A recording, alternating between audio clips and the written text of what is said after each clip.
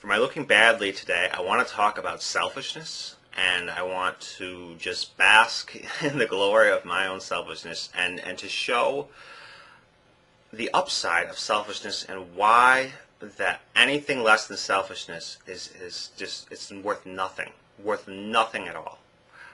And that's a bold statement, but I'm going to go ahead and try and make it make sense to you. So let's start with selflessness. What is selflessness?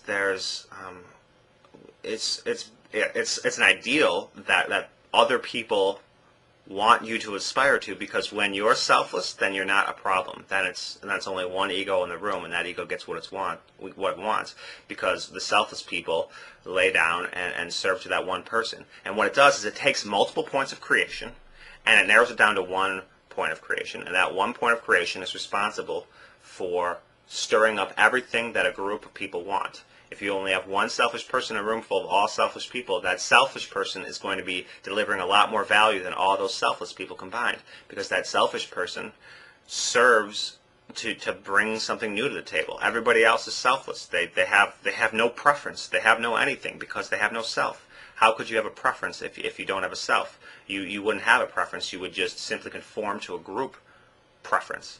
And without a preference, what are you really offering the world? So, okay, but what about in scenarios where you have one selfless person around a bunch of selfish people?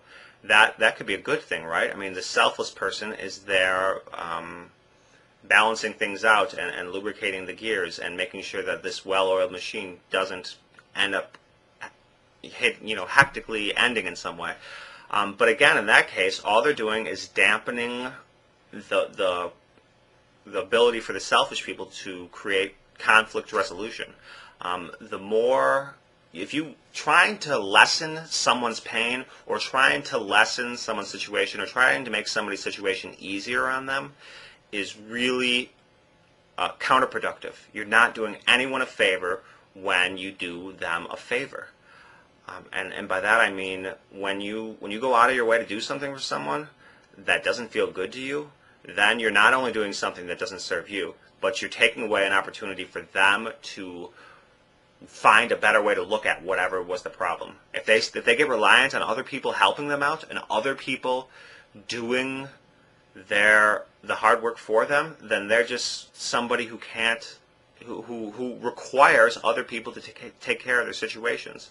And it's kind of people who are often in those places they get into kind of a victim mentality, where if nobody's there to save them, then they're screwed. They're boned. There's nothing they can do, because they haven't learned, because they've been put off from their own natural ability to take a situation that sucks and make it better. That's a skill that every human being has. We're all adaptable on one level or another, and we can all make things better. And when we start relying on other people to make them better for us, we just weaken our ability to make things better for ourselves.